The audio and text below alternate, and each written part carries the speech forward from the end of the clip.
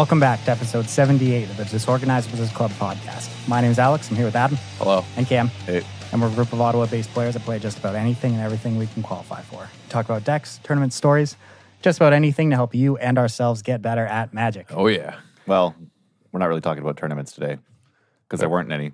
Yeah. There weren't any. It was Easter weekend. Just ate a bunch of food. A lot of food. Yeah. Oh, yeah. Yeah, it was pretty good. I went home, saw the family, couple big dinners. It was great. Yeah, we had a bunch of friends over. You were out of town, unlucky, but... No, I had to go to the hockey game. That's right. Oh, yeah, you were back Yeah. in town already because we did it late. We did a Monday night, but we had a bunch of people over. There were multiple doggos running around our place. But people brought like ice cream cake and like dinner rolls and then Pete made a ham as usual. Yeah, which Great, was as always. Yeah.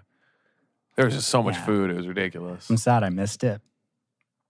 Family dinner is always great. It was fun watching my cat troll the dog, like my friend Ryan's dog, because she wanted to play and like didn't understand. And like the cat plays hide and seek and will run and hide kind of thing. And kept doing it to the dog and it was getting the dog really rattled. Yeah, it was a good time. I didn't play any Magic. The though. cat would come out from under the table just long enough for the dog to notice it and then go back under the table and just stare at the dog as it panicked that it couldn't get in. Yeah. And I like, my cat isn't scared of dogs at all. He's just a troll. Yeah. All right. This episode, as always, is brought to you by wizardtower.com. Free shipping on singles here in Canada. Great store. Check out wizardtower.com for all other podcasts, strategy content, Magic singles. Everything's great. Great people. Yeah, you can get board games. Great sponsor of the podcast. If you're in Ottawa this weekend, they have the Rivals of Ixalan Store Championship sealed tournament. AKA game day. Starts at 11 on Saturday. $25. $25, yeah. Top 8 draft. Top 8 draft is sweet. Always a fan when there's a sealed event with a top 8 draft. I don't like keeping your same sealed deck for the top 8. So it's cool to see that. Yeah, big fan of those events. Also, you can pre-register now for the Dominaria pre-release weekend. They're running 6 events all weekend. You can also do an Ironman where you sign up for all 6. You get $25 off. Yeah. Each event's 4 rounds. Pays out in packs, of course. There's 3 events on Saturday and 3 events on Sunday. Oh, yeah. Yeah. The midnight. I'll probably be there. You I'm gonna assuming do- you guys will too. You going to do all of them? No, you can't. You No, work. I won't do all of them. Are you going to do all of them? Probably not this time. I don't know. I can't decide. I got an exam like the day after that weekend, so Oh, rip. yeah, got to be well rested. Yeah. I'm not sure which one. I'll play a few. The set is I'm looking going to play, yeah. Set's The looking ones pretty during the cool. days. Yeah, this set looks sweet, though. That's why. Looks much better than Ixalan, so I'm excited to play some Limited again. It's been a while since I've played Limited. Holy crap. Yeah, before Ixalan, we were drafting like, all 3 of us would draft like 2 to 3 times a week. All the Yeah. time. Like we draft like constantly. And we just stopped. Our Devastation was so fun. Yeah. Yeah, it was fun. Everything before it was fun too. Like as much as a train wreck for standard that Kaladesh was, like Limited was amazing.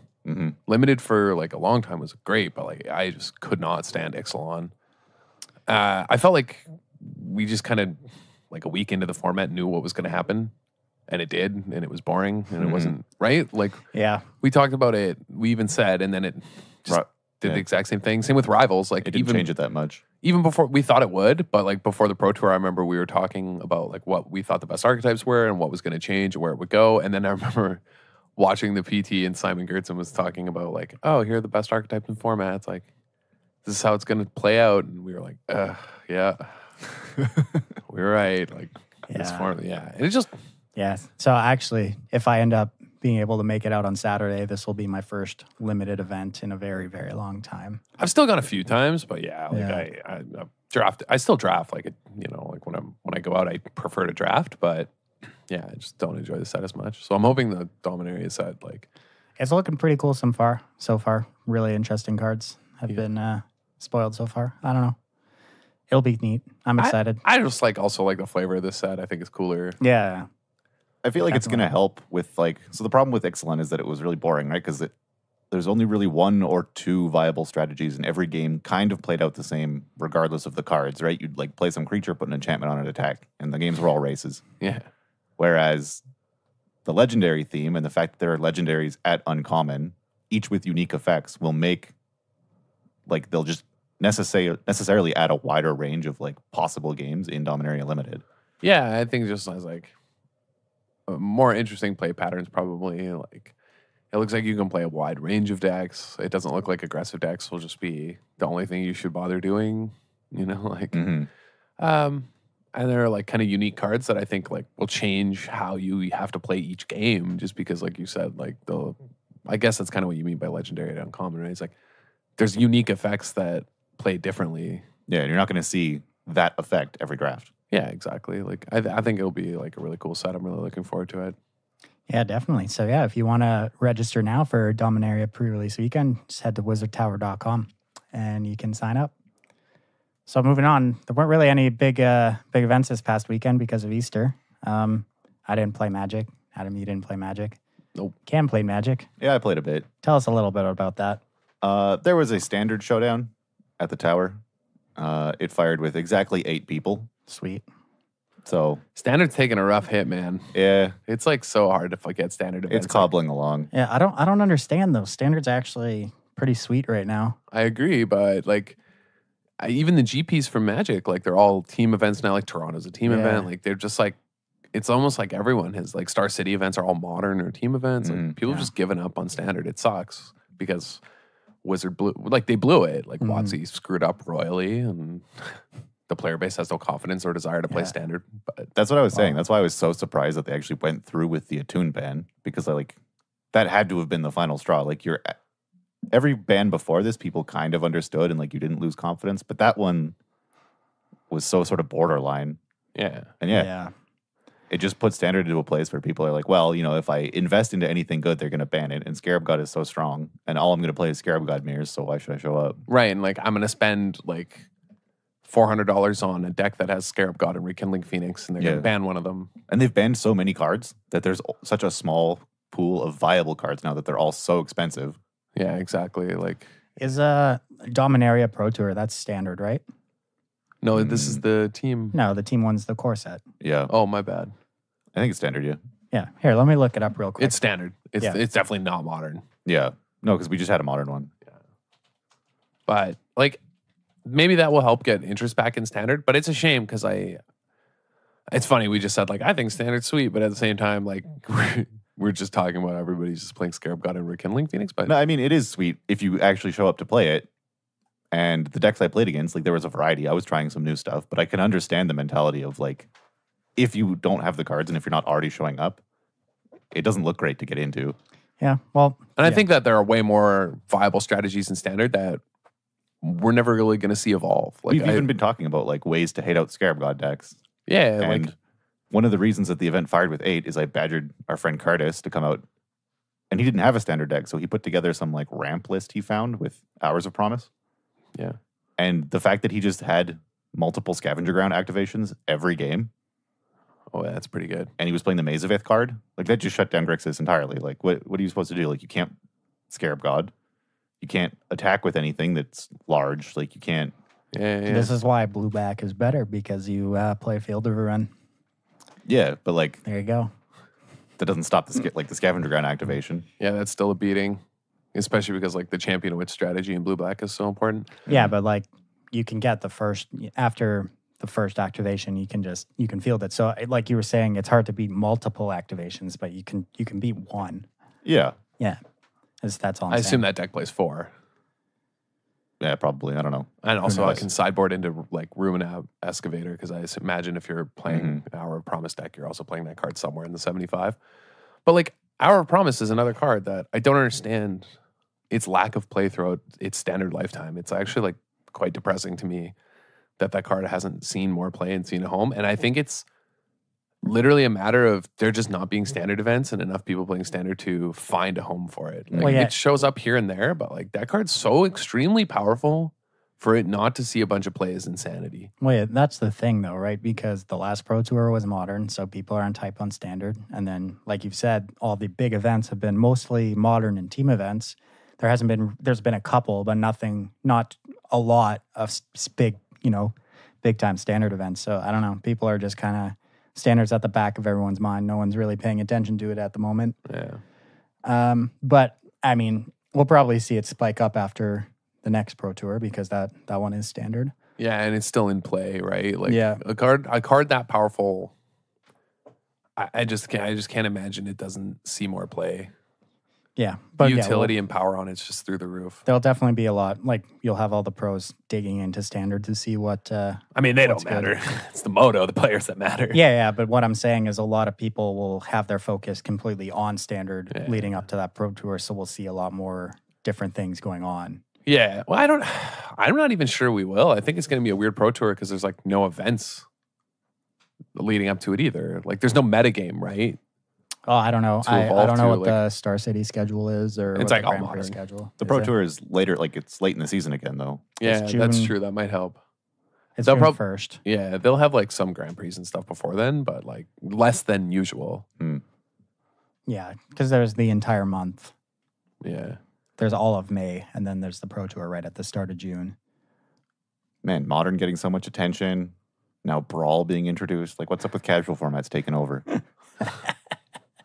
Who knows, man? There's just no place to play Honest Magic anymore. Yeah. You mean like Legacy? Yeah.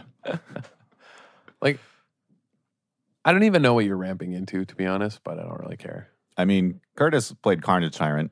Yeah, that's a good one. And then pumped it with Hashep Oasis that he tutored out so you couldn't block it. It just kills you in 2 turns. That's pretty good. Yeah. Yeah, that's not bad. It depends what color combination you're playing. There's some options. He also was ramping into just activating Arch of Arazka every turn because you can tutor that out. And you just have so many cards. Oh, yeah, that is sweet. Huh. Yeah, it was actually like really interesting, and he did pretty well. Like he missed top 4 on breakers, but yeah, no, those big mana strategies are pretty good, and like a lot of the like the Grixis. Wait. He did not do pretty well. He missed top 4 on breakers in an 8-person event. Yeah, like he tied with me. Like our records were the same, and my breakers were slightly better. What was your record? 2-1-1. We drew with Curtis. But like drew with Curtis, lost a burn, and then crumpled everything else. So, but like the big mana strategies seem like good versus the Grixis and blue-black decks too, right? Like they would have a hard time interacting with a bunch of what they're trying to do if there's payoffs at the top. Like, it's kind of a bummer everybody plays Vraska's Contempt because I don't really know. Like, it's like you could ramp to that dumb white Elder Dino, but it just gets Vraska's Contempt. Yeah, that's why you have to use Carnage Tyrant. It's like one of your only valid choices. Yeah, it's like one of the only real choices right now. In Dominaria, there'll probably be like a lot more options, I think, because like Dominaria seems like a set where they're going to print like just a bunch of big dumb legendary creatures that are probably worth ramping to. But yeah, what did you play in Standard? So I played that like Nissa blue-black deck I was talking about, like Sultai. Oh, okay. It was just blue-black mid-range, but with some Vraskas and some Nissas and Servants. How was it? It was actually pretty good. Like there are some things I would change about the deck. Nissa was, it's like, I've had this problem before when I was talking about when I played Saheeli, and that like, it's not uncommon for you to play a 3-mana planeswalker like Saheeli or Nissa, and you only ever scry with them, and then it gets killed or removed. And so it's hard to really analyze like how valuable those scries were because it didn't do much. But like the idea of the deck worked really well. Like people would Vraska's Contempt Nissa, people would have to Vraska's Contempt Scarab God and Vraska and the Liliana, and they like any other thing you played or reanimated as a 4-drop. Like there's just way too many big threats. You overload their contempts, and then one of them sticks. And like the scrying was also really good because you just want to make sure that you're always hitting your land drops. I did against one opponent get to 0, like live the dream, 0 Nissa, put Scarab God into play, immediately reanimate something. Nice. So, yeah. Okay. It was pretty good. Won games that Grixis would have definitely lost because Vraska was able to blow up multiple Anointed Processions. What would you change about it? More Vraska. How many did you play? Just 1 and 1 in the sideboard. More Vraska. Like 2 main deck? No. Oh, yeah, probably go up to 2 main, yeah. How many Nissas did you play? 3. 3. Might go down to 2, might leave it at 3. I don't know. Like, she's reach in an archetype that normally doesn't have reach because she can just make, like, animate lands and burn people out, but... Yeah. I'd cut Walking That Ballistas. their 5/5s is also really important. Yeah. That's a huge, like, in a Scarab God world of making 4/4s. Well, they fly. Yeah, I know. Like, they can make flyers, I guess. Like, Yeah, true. in some cases, I mean, depending on the deck list, but... But yeah, like...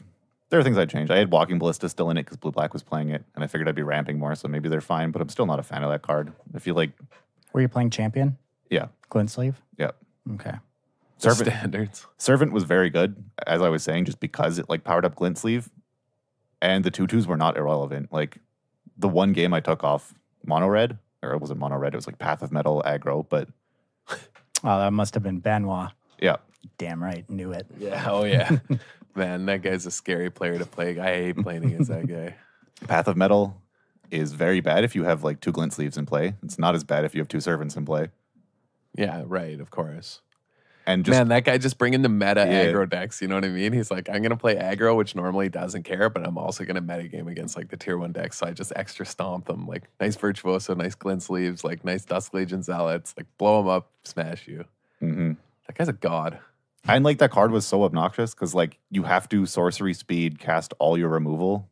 Like he had a Path of Metal and a On-Crop Crasher in play. And I'm like, okay, I guess I have to like use my wrath on this one creature because if he plays another source, like another haste creature, I just lose to this flipped Path of Metal. So Yeah, dude, that guy is. yeah, it was really good. It was like a bad matchup. Yeah, There's things I would change. I think the idea is good of just like overloading contempt targets and like smoothing out your draws. Also, if you recall, like last week on the podcast, we talked about the best cards in the blue black mirror being Argyl's Bloodfast, Mm-hmm. right? And Vraska is an answer, Mm-hmm. even a slow one, but it doesn't matter. It's still an answer. Like it's a way for like green, at least having green in the blue black, adding green to the blue black deck gives you an out to the hardest things to interact with, Yeah, it allows you to kill enchantments, which you can't do. which normally you just automatically lose to. Yeah, Like, you're just exactly. stone dead.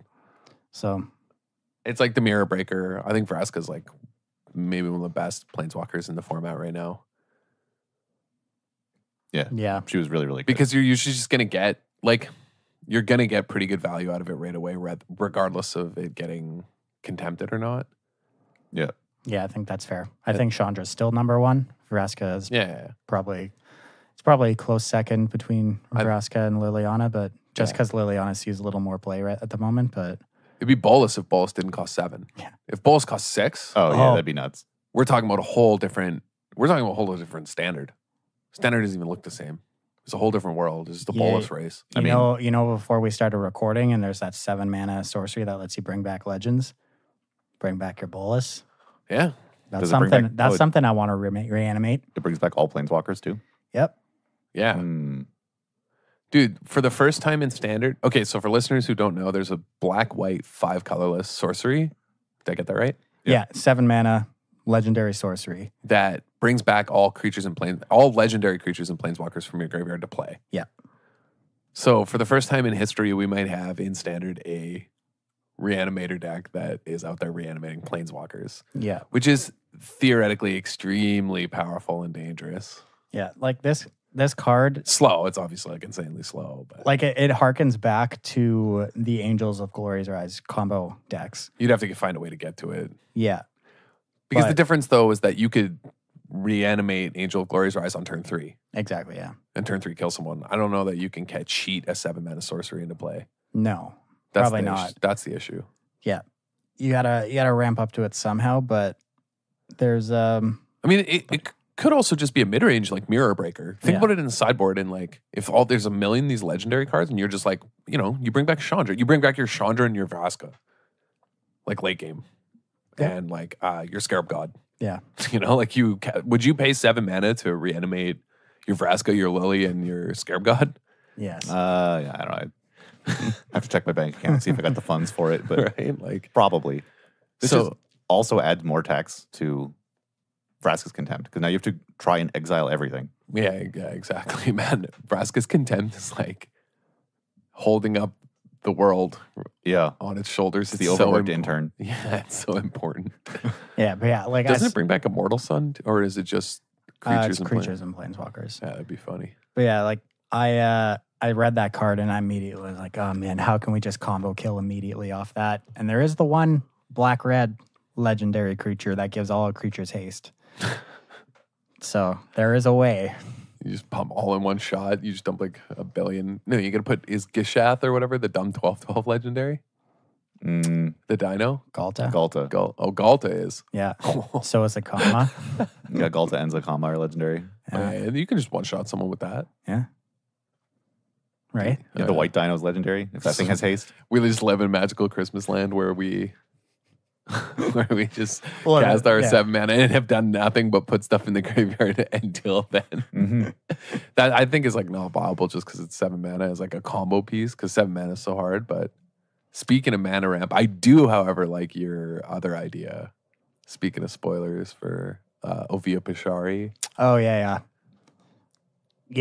When I saw the Mox Amber. Yep. Yeah. Yeah, I immediately was like, what 1 mana legendary creatures are there? And Ovia from Kaladesh or whatever. Yeah, it's Kaladesh or Aether Revolt, the 1 mana green creature that it's a 1/2. You can like make servos and make. Oh yeah, no, that card's nuts. I literally have both conceded and had opponents auto concede to me playing that card. Yeah, in limited. And I was just kind of like brainstorming, like what busted things could I do on turn 1? You have like Forest, Mox, Ovia, Llanowar Elf, go. I'm like, that's a pretty good turn 1. What do you do in turn 2? You gotta play Karn or something. Yeah, Karn. Yeah, like because it seems makes good. artifact creatures equal to The amount of artifacts you have. right, and Ovia Pashari also makes their servo, like their artifacts, makes and then she also does the exact same thing as Karn. Like her secondary ability is pay 5, and you make kind of you make an XX equal to the number of creatures you control, and it's not artifacts; it's just creatures you control. But it's also a colorless artifact. So. Yeah, where Karn makes 0/0 artifact creatures with it gets +1/+1 for each artifact you have. Yeah. That like Ovia's better, makes better quote unquote creatures, but like so this card has also had like it does have a standard pedigree. It has seen play across standard in its existence in fringe spots here and there. Like during the humans decks, people played it. During the green white aggro decks, people played it. People played it in the sideboard. Sam Black played it, main. A few other people have played this card as like a 1 or 2 of as a way to generate value and like create a late game advantage or just like massive board stalls or just automatically wins.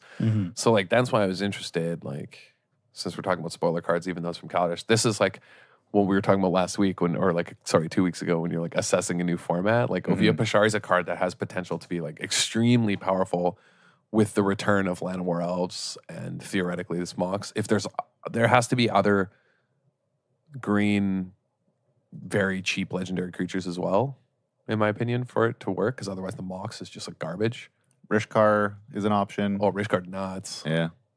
Because then all your like, because like you can put them on whatever, like the Karn guys to keep them around, like or turn them into mana dorks. I think Karn's going to be a huge problem. Karn is very strong in standard. I think it's a massive, massive mistake, actually. Yeah. You think so? Dude, I think that start in standard is not realistic. I think that's so unfair. Like if you're playing standard and someone goes like turn 1 like Ovia Pashari, Llanowar Elves, Mox like off a forest, and they like maybe they don't have any good follow up. Maybe they just have Rishkar. That's already horrifying, right? Like if they just play Rishkar, you're like, oh god, what do I kill? Yeah. Like you have to kill the Ovia Pashari. Yeah. Otherwise, they just pop off and start making like 5/5s. That's the next turn. Literally on turn 3, they start making like 5/5s. A 5/5, then a 6/6, then a 7/7 without any other card from the mana ramp from Ovia Pashari alone. But if they have Karn, then it's over because they have the ability to create a huge creature, card advantage. I think it's too much. You know what I mean? Like that's a scary start for standard. Like I realize it's a 4-card opening hand, but is that really that much? I don't think in so. standard have like it's not going to happen all the time. It's like Karn is very good, but how does he compare to Chandra, the other like 4 mana planeswalker that has card advantage inherent? I just think it's a problem because it's colorless. Yeah, it's going to show up in pretty much everywhere. Well, again, not for sure, but like, it could. Yeah, I just think it's a problem to have a colorless planeswalker. Mm-hmm. That's cheap. Like if it was like the old Karn and it costs 7, it's like and it snowballs a lot more than Chandra, right? Like if Chandra ever takes down to move to remove something, that's it. It's removed. But Karn's things all like build off each other and snowball and like synergize with anything else that ever makes an artifact. Right, and there's nothing that kills it early. Yeah. Right, like you can't really ramp to Chandra in the same way, like for sure, because like it's in red. And it's double red. And it's double red. Whereas like just having like I don't know, Llanowar Elf into something into Karn is already, like, on the play. Mm-hmm. That's so obnoxious in Standard. That's so obnoxious. Like, a 4-mana Planeswalker on turn 3 is not healthy. I think it's, Yeah. I don't know, man. I'm just, I think Ovia Pashari, like, is a card that should be, like, revisited, and I'm really interested in it. And also, like, I think is a good mix with, like, green and black or green and blue. You probably have to play black because you want... Mox plays so well with Legion's Landing, too. Yeah. Like, Why? It's because of 1-mana legendary. No, Mox needs to be creature or Does it? Planeswalker. Yeah, it's creature or Okay. Planeswalker. Same with the legendary sorceries and instants. It's creature or Planeswalker only. Yeah, Oh, it has to that's be sad. creature or Planeswalker. Why not enchantments? But- I don't know. They're not legend enough. You could play the Dijin on turn 3, right? Or turn 2. Oh. Can you? Well, if you have a dual land untapped, I guess it'd have to be untapped. Which artifact are you tapping? Because you can tap the Mox. Oh, yeah, you wouldn't have an artifact to Yeah. tap. Okay, you can do it on turn 3. Yeah. That's still pretty good. Yeah, it's still pretty good. 5/6 flyer on 3 is, like, pretty good. Decent. I'm just saying the fallback plan, because, like, normally one of the downsides to, like, dumping your hand for a bunch of, like, dumb mana dorks that don't really do anything is that, like, there's no payoff. But, like, Ovia Pashari has, like, a built-in payoff Mm-hmm. in that you already are playing Llanowar Elves. Like, Llanowar Elves is the real enabler here, not the Mox. The Llanowar Elves, like, maybe you just cut the Mox and you don't even care. You just play Llanowar Elves. But, like, this might be one of those, like, rule of 8 instances where you need, like, I think you still play the Mox. It just works so well with like Karn ticking down. Or, Rishkar. Yeah. And it could play well with like a Pia as well. Like, Mm-hmm. Oh, yeah, Oh. with Pia Nalar. yeah, there's a lot of busted stuff you could do. How does it work for... Oh, no, that doesn't... What does, like, the vehicles say? Do they become creatures? Yeah. So, like, Skyboat works? No, because it's of any color among legendary creatures. Or Oh, yeah. planeswalkers, So which colorless they isn't don't. a color. Yeah, color. Yeah, Yeah. yeah. Okay. Yeah. Just double checking. It's such a weird card to hit weird requirements, but, like, because they're also printing, uncommon legendaries, like, there's a good chance there's some early 2 and 3 drops that make the Mox Amber playable. Mm-hmm. So it's an interesting card. Like, it could be a problem. I just There's that, like, don't want to cast Tishana. Like, If there's any like cheap wizards, like legendary wizards, they can like let you hold up the bolt or like the counter spell early if you have the Mox. Yeah. They just revealed a cheap one that was legendary. What's its name? The one that doubles up wizards entering play, like their interplay. Yeah, double abilities. 3 ETBs. oh yeah, Yeah. I don't think that card's good. Like what wizards have ETBs in this set? Not Snapcaster Mage. Yeah. And cast this twice. I don't know, man. The real, You'd get 2 targets off like Snapcaster. Baneslayer. Yeah, I know. Yeah, Okay. Baneslayer Angel being reprinted is pretty sweet. It's not, but it is. What's it called this time? Lyra. It's like Lyra Dawnbringer. Let me find her. It's a 5-mana 5/5 Yeah. lifelink first strike. Lyra Dawnbringer. Yeah, it's a flying first strike lifelink. Other angels get +1/+1. Like, that's I wonder if it'll actually be good enough. in some matchups, yes. Yeah. But like everyone's always going to have contempts anyway. Yeah, but like Or something we were already similar. talking about how like you need them for everything. you need infinite contempts now, and also like that 5-mana Yawgmoth's Offering card is busted. Mm-hmm. If you can cast it. You should be able to. Yeah. Destroy something, bring back something. Like the fact that it can kill a planeswalker is huge. Yeah, you just play green black in the deck we were talking about. That actually is a big deal because then you can save your contempts for legendary creatures or creatures that you need to remove. Have those for the planeswalkers. Yeah. I don't know. It should be an interesting set, but like our friend Phil did make a point that like he thinks the return of Llanowar Elves is a really bad thing because like of those unhealthy kind of starts in Standard. Like that might be the case, yeah. Because like I think never about the know. things that are enabled by Llanowar Elves, and it's never been good. Well, Phil complained about this a lot because obviously he's not lucky enough. But like, how bad did it feel when your opponent had turn 1 attuned and you didn't? Yeah. And now they have turn 1 Llanowar Elves and you don't? Ugh. Yeah, like that's way worse. Yeah. It's just going to be worse, but like the same. Yeah. Well, it'll end faster though. What? It'll probably end faster though. The suffering. That's true. That's true. Yeah. Because like the energy would just get stockpiled till later, yeah. right? Like you There's just like a those slow really burn. grindy. Yeah, they just kill you eventually. I don't know. We can save like a spoiler for next week. That night card nuts too though. The night card. Oh, history of Benalia. Yeah, the card's- card's obviously busted. Man, Craig Westcott going to cast that card. Is the like Knight of Honor or whatever the protection from black knight? It's a knight, right? Yes. I imagine. Protection from black when everyone's playing Vraska's Contempts and pushes. Yeah. Cool. Yeah, they're knights. Knight of Malices, so the other one has to be. Yeah. Yeah. That's interesting. Mono white knights might bring. It's going to save standard. Yeah. These Hexproof cards from have black. like, hexproof from black, right? They got rid of protection. Mhm. Yeah. Yeah, that's funny. These cards have generally seen like play though. Yeah, at they've some seen point. play. Like what was the last one? Knight of Infamy. That Knight card of, was insanity though. Knight of something. I don't know the other one. I only remember Knight of Infamy because it won a pro tour. Yeah, Knight of Infamy was nuts. But yeah, because like it gave Exalted, and that's a big deal. Yeah. It makes a bigger deal. Make mountains out of Yeah. molehills. But like the Pro History of Exalted. Benalia card is the one that the 3 mana. What are they called? Scripture sagas. Okay. The art on the sagas are sweet. I actually like them a lot.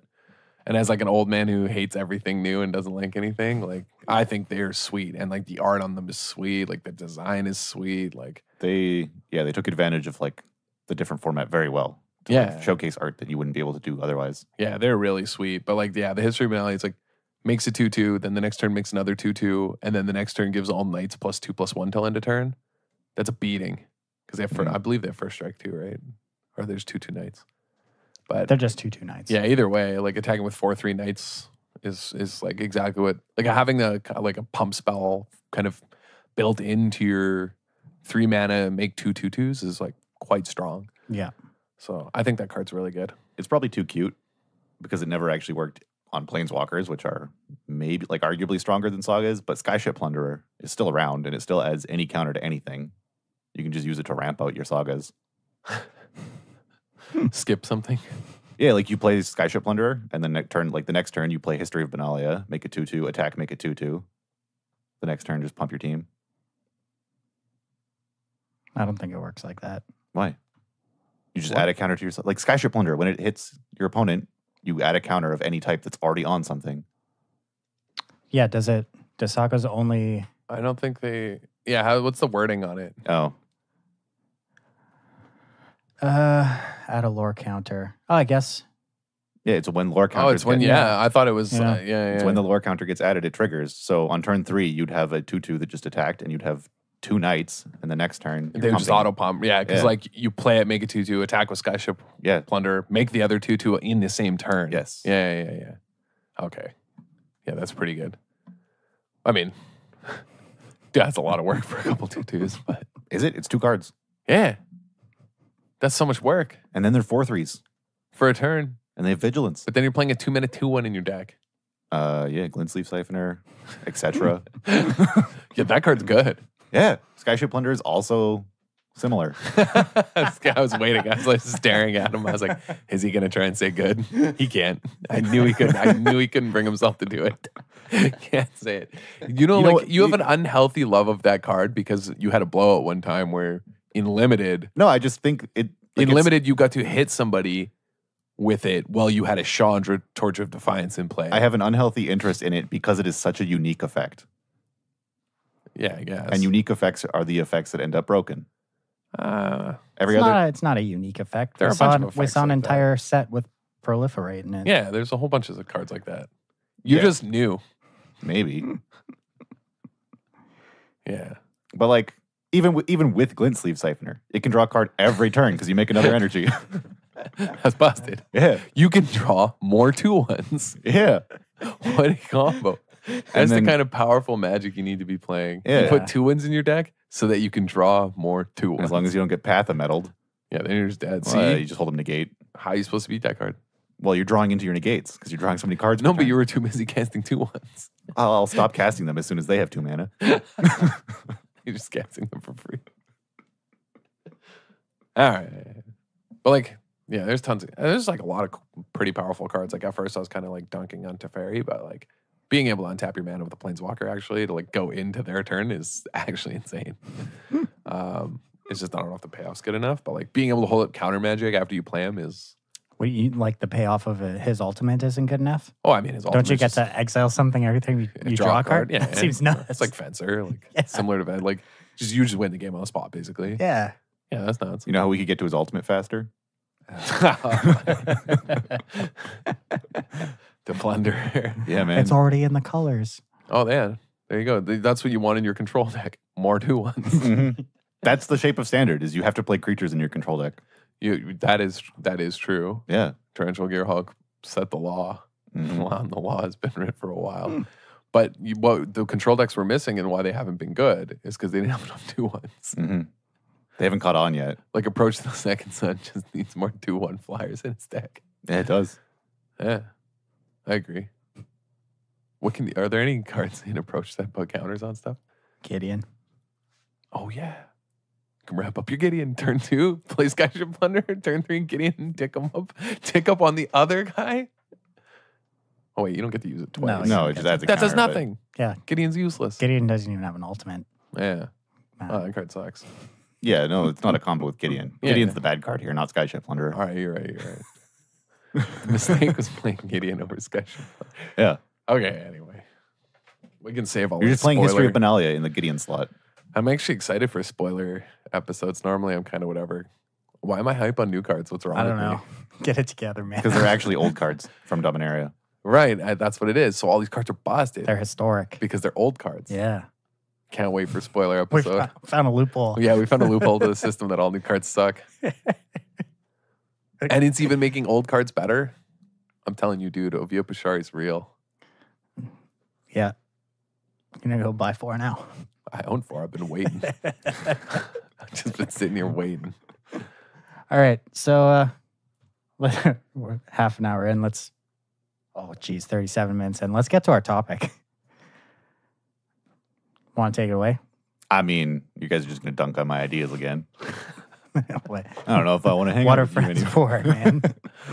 So, Come on, as if like this is the first or last. no, this is the okay. So this topic actually just like supports my idea to play Skyship Plunderer because our topic is things that look suboptimal but are good in a certain context. So that's what we're going to be talking about. Unlike Skyship Blender, which is just always good in every deck. Well, yeah, it's good in a lot of contexts. You can put counters on your card.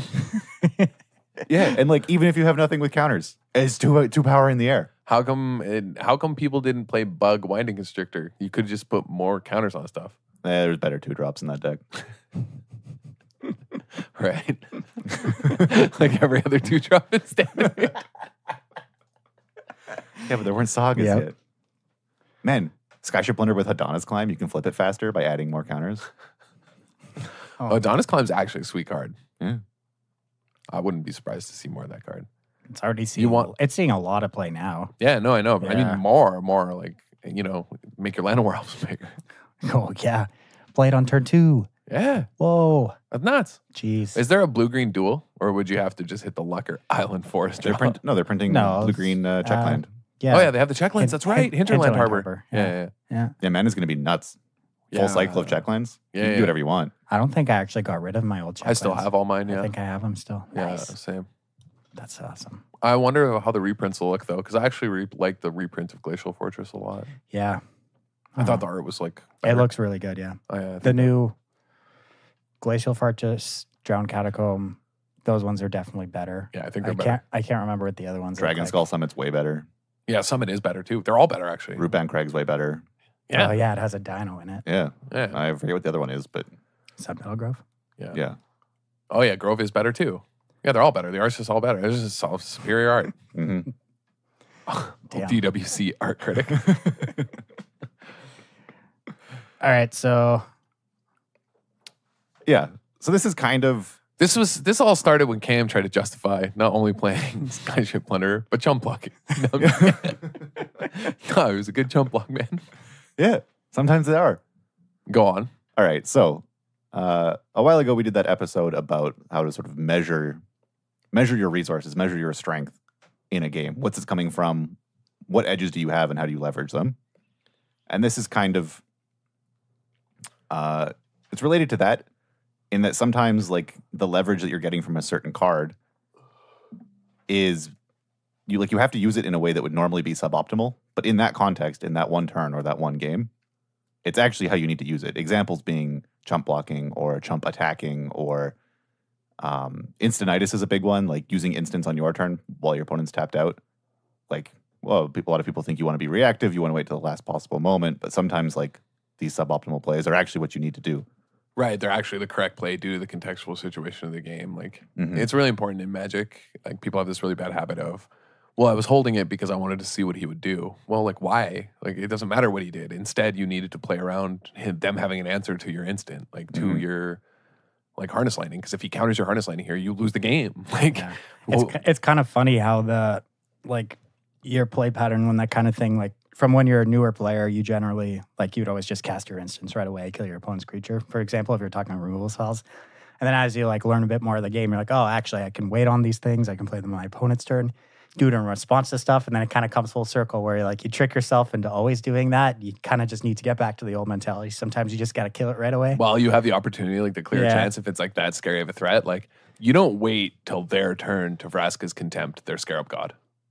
No. Because if they have negate or, I don't know, just like they harness lightning it to kill it instead, like that's a problem. Yeah. So it's really important to kind of realize like, yeah, it's funny because like people go through this progression, like you said, where they're like, they just do it right away, which in this case is probably correct.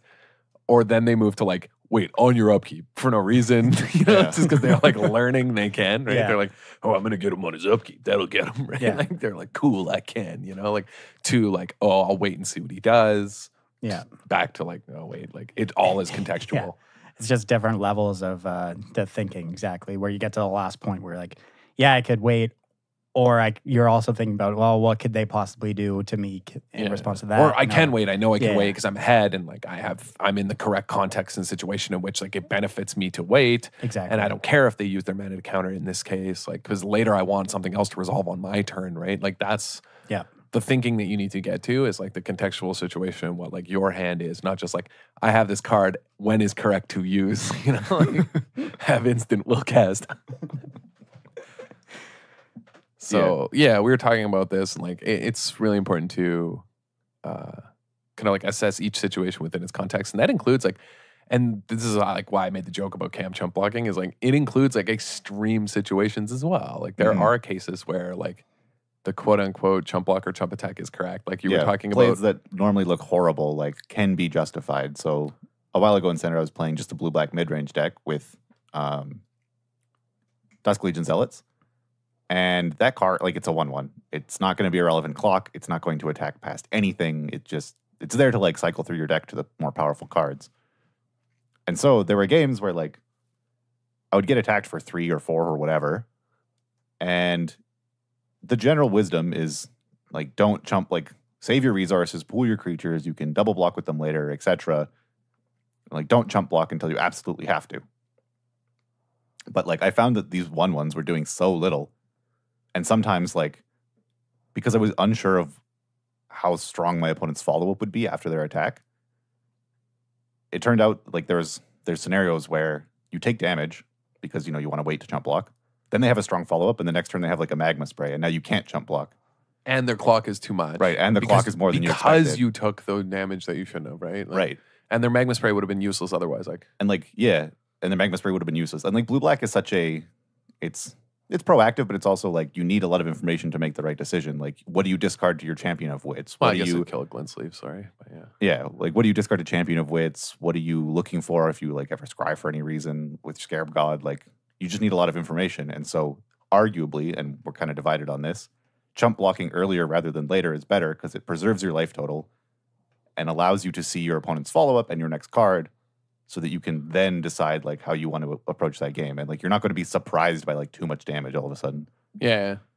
That's like a pretty rare case. It is rare. Probably not the best. Like, and like in blue black, you also kind of like you want Dusk Legion in your graveyard because then it'll be a 4/4 instead of a 1/1. Right. Like that's the other thing, right? Yeah. Like you also just want to have resources. Like all it is a cycler that puts a body in the graveyard and saves some damage anyway. So it's like already kind of its goal. So like in the context of that deck and that situation, like it's not there to like wait till the last turn. It's there to specifically be in the graveyard so that it can be resurrected with Scarab God later. Like, Because maybe they won't attack later through stuff. Like maybe it will just get stuck on the board and you wish it was in the bin for your Scarab God later. So like this is a contextual situation where like that deck wants it to be doing that. Like it wants to be chump blocking with it so that its graveyard is full. Although in the mirror, that's an interesting decision. Like, and it's kind of like in standard because resources are so tight and decks are so efficient. That's kind of harder to justify. Like another example is I've definitely had games where like in limited the board state's clogged, and my win con is like 2 flyers and I'm attacking in the air, and my opponent's win con is trying to get through the gummed up ground, and they're attacking with something large because it's like their only good attack. And even though I was like 17, whatever, like a lot of life, I was just kind of for peace of mind, like I have a 1/1 or something that's not doing anything, like just block. Like we're racing, so I'm not going to let you get damage in because my ground creatures aren't going to do anything else. So right, yeah, and like it's not worth it in case they have some swing. yeah, whereas like traditionally people would be like use your life total as a resource, preserve your creatures. Like you're at 17, you can take 6. Like, maybe. I don't know, just peace of mind. Yeah, there are certainly situations like it's rare, but it happens in racing situations in limited where like you'll even send a chump attack in. Like we were talking about the like you had a Colossal Dreadmaw because it had trample.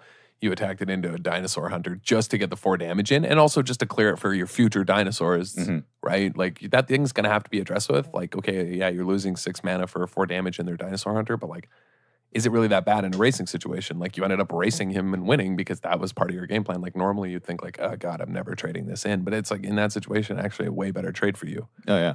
Like Unfriendly Fire is an all right rate in limited, and this is 1 more mana. Right. That sometimes does more. So like, I'll you're pay killing 6 a creature mana for 4 damage. and killing a creature, yeah. Right. So like, yeah, it's all just contextual. Like from the broader picture in Magic too, like this comes up in limited like all the time too, right? Like we've talked about it on the podcast here and there of like all drafting and all decks are contextual. Like there are situations. I mean, obviously there are cards that are just stone unplayable. But I think that's like the biggest place that people get caught up in this is limited during board stalls, where the board is clogged up and you realize like, oh, I can't attack. I don't have good attacks. And then you just get stuck. That gets stuck in your mind. And like turns later, you have a bunch more creatures and you just don't realize it and you're not attacking. And you're like, oh wait, I just win. Yeah. I just have lethal because of the way they're forced to block. Yeah. You know, so like, yeah, people just kind of turn into autopilot and they're like, oh, it's a board stall. Like I'll just like play out my stuff and develop. Like, yeah. And that was actually one of the first examples we thought of these like discovered plays that are good, but would be suboptimal otherwise, are like quote unquote chump attacks, where the creatures that would normally die, the ones like you're attacking a 2/2 into a 3/3, get through because of how your opponent is forced to block. Or you kind of give your opponent like something has a whenever it deals damage to a player trigger, and something else is just a 2/2. Like that 2/2 is probably free damage if your trigger thing is going to trade, because they're going to block that. So like you might as well send in the free damage. Yeah. But normally like people would say, oh, why would I attack my 2/2 into a 3/3? Unless you're just a bluffing god. yeah, like in Magic, it's just important to realize, I guess, that like all resources exist in flux and like in kind of like they're all interrelated with one another, right? Like they all none exist in a vacuum. Like no resource exists in a vacuum, and that like it's like even like something as powerful as Scarab God, we're like, oh, on its surface, like this is just an insane card, right? But like we're also sitting here talking about how like now you want your Dusk Legion Zealot in the graveyard for your Scarab God later, right? So like it's one of the reasons cards like that see play. Like like all cards, even the most powerful, right? So and the same applies to limited, like cards that you wouldn't think are playable. You know, this is like how we would draft for a long time. Like the DWC draft squad would like show up and build and draft these like quote unquote garbage cards. Like we would take like the bottom of the barrel because we knew that like when all combined they'd be nuts, right? Like yeah, this is what Christian Calcano kind of not pioneered, but was maybe the most prominent figure for a while. It was actually like what's his face? He's a New Zealand or Australian player, Asian guy. He's like dyed blonde hair, like Jason. I can't remember his last name, but he played Blue Moon at a pro tour, like top 8'd. But anyway, he was on the same team as Calcano, and him and Calcano came up with this like what they called like the 1+1 strategy, where like this one card is garbage, this other one card is garbage, but together they create an okay draft strategy. Yeah. And what they were referring to, I believe at the time, was like either Slitherblade or something similar, right? Slitherblade's a 1 mana, 1/2 can't be blocked, and so they would just draft it and then put like it's like Slitherblade and Honed Khopesh. Yeah, and Honed Khopesh. Yeah. you know, and then just equip and like on turn 2 start attacking for 2 or 3 every turn until the game ended. Yeah. And just use all their other creatures to like either chip in or chump.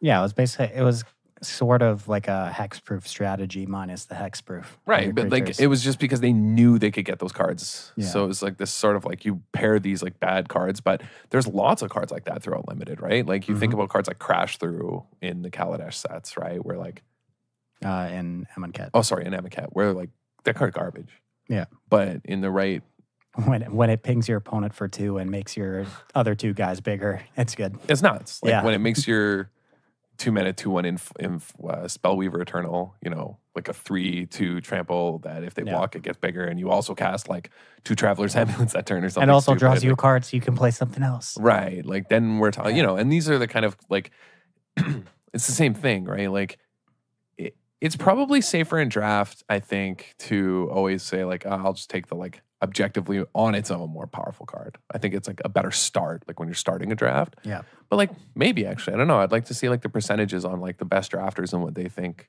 where they're like, no, actually, I'm going to go for the strategy. Like I know will be open and I know I can combine to like create something more powerful. Kind of related about like taking card, like the drafting process itself.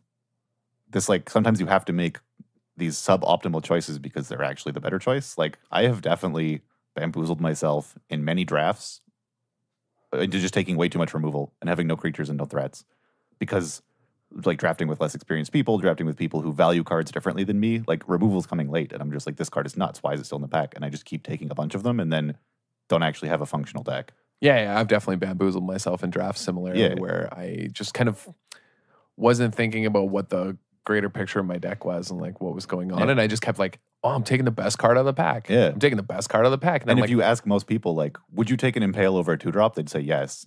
And then I realized like my deck actually doesn't do anything. Right. But if you explain like, it's like second last pick, or not second last, it's like 5th pick in this pack.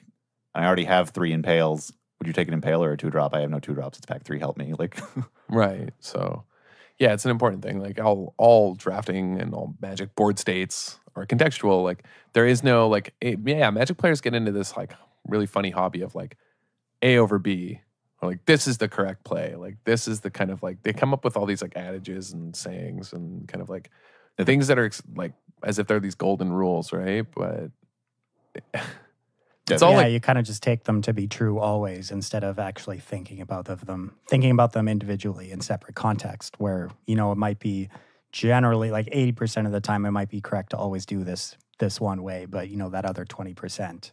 Right, yeah, exactly. Like it has to be assessed on a case-by-case basis. Yeah. And I think that's what makes Magic such a difficult game, is that like we generally try and look for patterns and rule structures and like how things play out, but you know, like one of the kind of like recurring and best advice we've probably ever given on this podcast is like, what's the best way to like prepare for a tournament? And like, well, know everything, know every card, know the meta, know what you have to do in certain situations, and then know how you can play around and interact within that meta in each contextual match that comes up in each particular way, right? Like, yeah, exactly. it's just like, that's what makes Magic interesting, fun, and difficult, is that like there are golden rules which you can generally follow in 3-1 every FNM. Like, you know what I mean? Yeah. But like if you want to be like good at Magic, like very good, like you have to adapt to like each contextual situation as it comes up. Yeah, I think another. What were you gonna say? Yeah. Yeah, I think another like wide class of examples that's very important to understand, and it's kind of this like, I think it's a reason a lot of middling players stay middling, is that there are games you will lose if you do the most powerful thing you can every turn in that turn. Where Yes.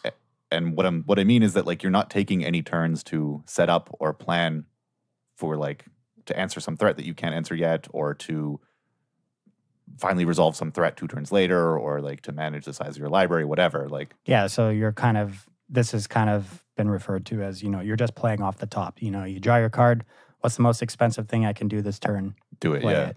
Yeah, you're not really crafting a game plan at all. You're just playing out the cards in your hand. And this came up when I was playing Standard on Saturday, because on turn 5, I was facing down a Hazoret, and on turn 5, I played Liliana's Death Majesty, and I had a Scarab God in my graveyard, but instead I ticked up to make a zombie, and then passed, and chump blocked with the zombie. And afterwards, someone asked, like, why didn't you just make Scarab God? Scarab God is clearly stronger. They are red, can't deal with it. You get to start reanimating things. Like, what do you... I don't understand why you didn't do that. And it's because I needed that turn to set up, because I didn't have a way to deal with the Hazret in play, except for casting the Henny's Expertise out of my hand and flashing back a Moment of Craving from my graveyard in the same turn. Mhm. And to do that, I need to tick down Liliana the next turn to bring back a Torrential Gear Hulk. So like I have to take this turn off and just chump so that I can ever kill this Hazaret. Right. Otherwise, Yeah. it's just going to chip you out of the game. Right. Like, So like you need to do a suboptimal thing. and so I was that- at like 8 or something. Like, yeah, I can make a Scarab God and start activating it, but like I'm not going to race this Hazaret just discarding lands. Did you win that game? No. Yeah. Well, it was clearly incorrect. I think Idiot. Path of Metal flipped and I had no hope. But Classic Magic rule. Did you win? No, it's wrong. yeah. Oh man, got you there. Yeah. Played poorly, got punished. Should have reanimated my Skyship Plunderer. Yeah, because then you would have extra counters on your Liliana, so you could reanimate multiple things. Mhm. Whoa. Yeah. But yeah, no, that's a really good example that like you take the suboptimal line, like, yeah, Scarab God's sweet, but like it doesn't solve the issue. There's even just like more simple examples of setup turns. Like, do I cast a removal spell, or do I take 6 and cast my draw spell and like find lands and set up the rest of my game?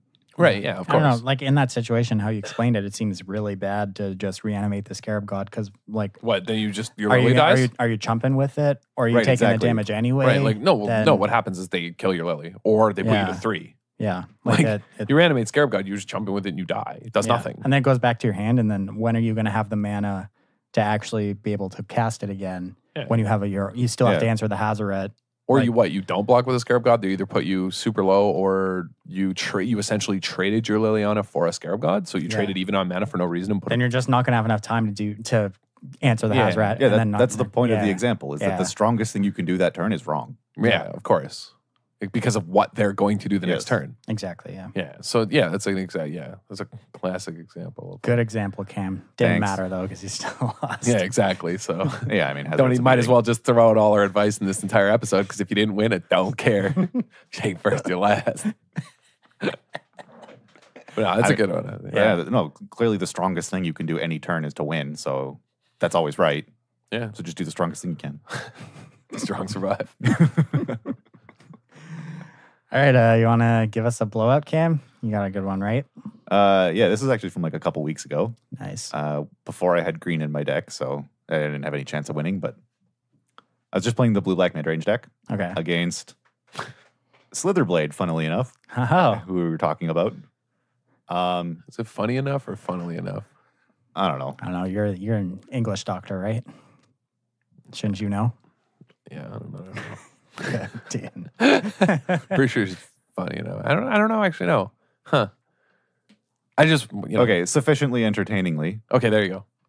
Funnily It doesn't was- sound like a real word. I don't think it is either. No. I was arguing with somebody about whether something was a real word the other day too.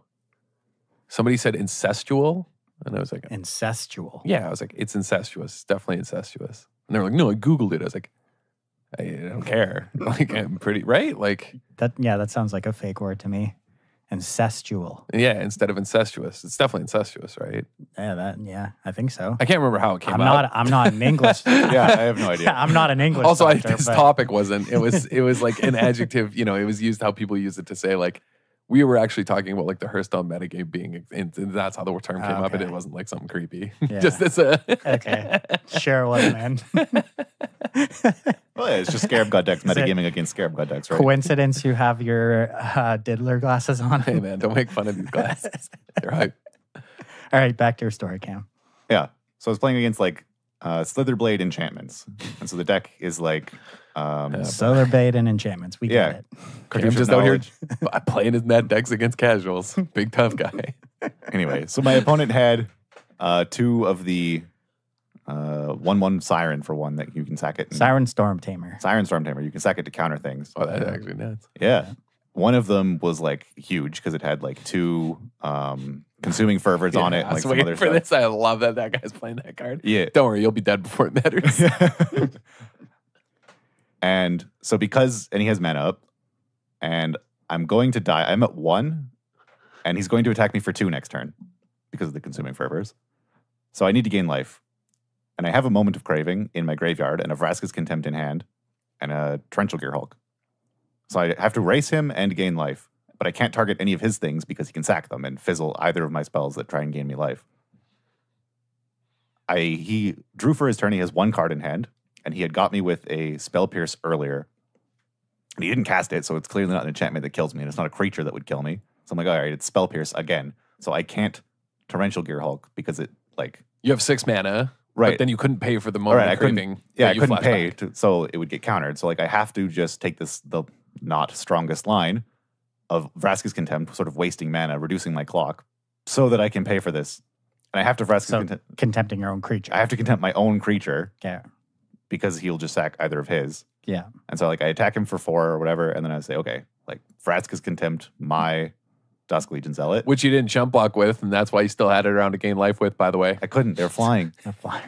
I know. I would have. They're Slither Blades and flyers, man. Okay. Yeah, so I Vraska's Contempt my own Dusk Legion Zealot, thinking that he's just going to say, yes, I'll go to 3. Then next turn, if I'm lucky, I'll go to 1, and maybe I can start trying to claw my way back. Yeah. And as it's like on the stack, he like looks at his hand, reads Vraska's Contempt, and goes, and just like shrugs, unsummon your Dusk Legion Zealot.